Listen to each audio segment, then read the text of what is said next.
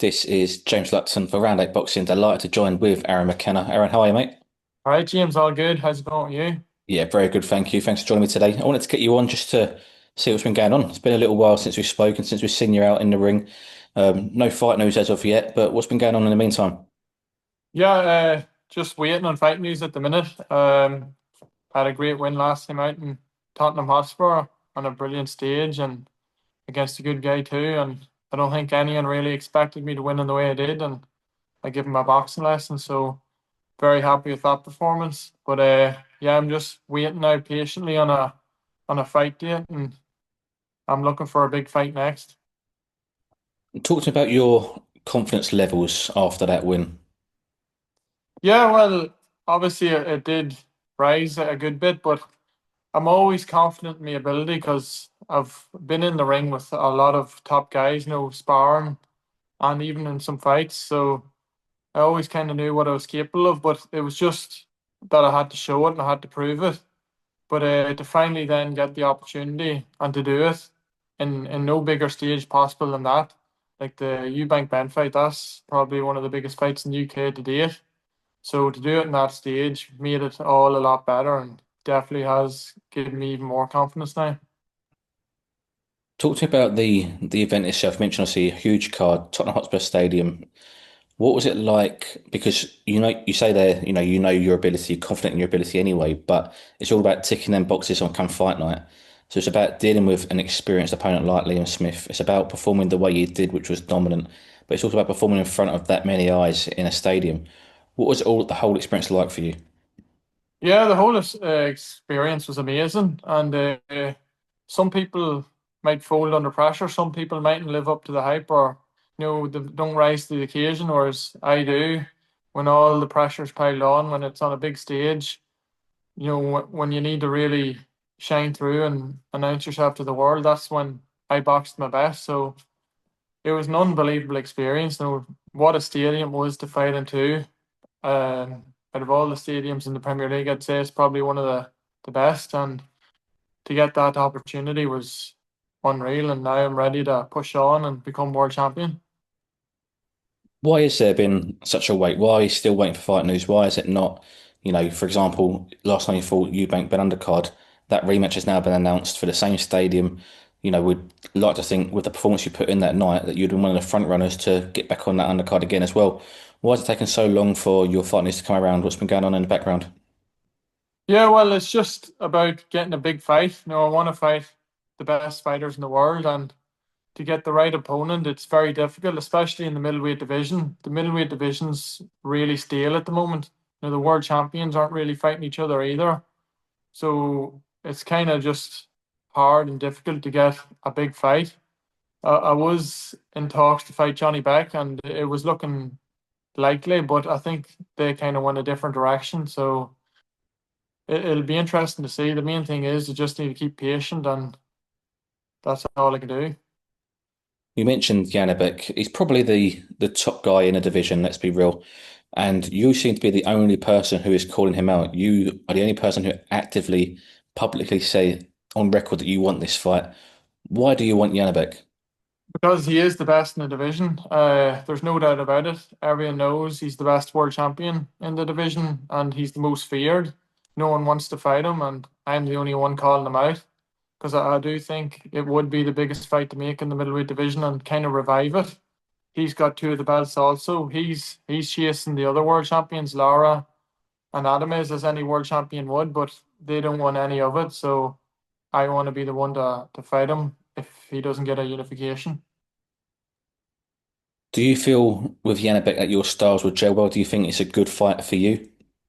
I think so, yeah. Technically, he's very good, and technically, I'm very good. So it could be an interesting fight where there'd be a lot of technical boxing shown as well and physical as well. It could be all sorts of styles, and I think it would heat up the division even more. And I think it makes the most sense.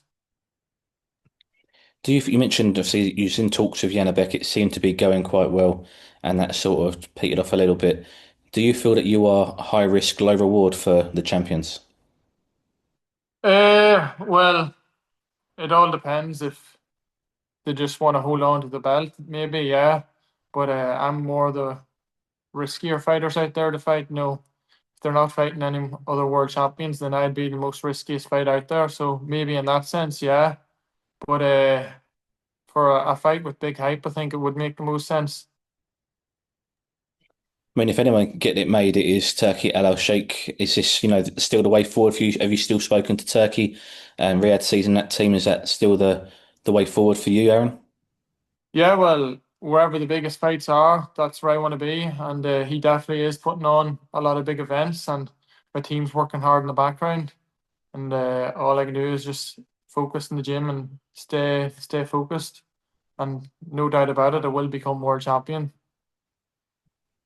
I've known you well for a long time now, Aaron, and I know you're in the gym constantly, probably daily, knowing you, Aaron. Now, in terms of being in the gym when you've not got a fight and you're like now, for example, you're waiting for this fight day, talks with Janibek, but they're falling through.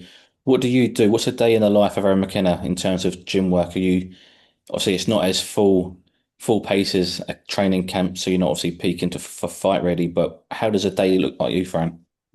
Yeah, well, we're still training very hard at the minute. Me and my brother Stephen, just as we're waiting on a fight date, so we don't take any days off. It's more like maintenance training, but it's still a high volume training. But once we do get the fight date, that's when it gets even more intense, and then we'd usually head away to Las Vegas in the UK for training camps. So once we get the green light for a fight, we'll be away straight away for the best quality of sparring. And just final topic I want to speak about, Aaron, is the Eubank Ben rematch. I know the first fight you had a very close eye on it. You was eyeing up the winner of that if you can't get one of the champions. Is that the case again this time around? Yeah, absolutely. Why not? They're both big fighters, the biggest fighters from the UK. So absolutely, why not? And the rematch is going to be just as good as the first one. So it'll be interesting to see who wins it. I mean, aside from the world champions, Janibek, etc., is that the biggest fight for you? Is that the most exciting offer for you potentially? It would be up there, yeah. But if I can't get a big fight at 160 either, I'd have no problem stepping up to 168. I can easily go from the two weight divisions. I fought at 168 before. I fought light heavyweights and even cruiserweights in the past, so I have no problem fighting any of the big dogs at 168. Is that where the future lies for you in a few years' time? That move up, would that be the most natural thing for you? Yeah, definitely. I want to become world champion at 160 first and then unify the division.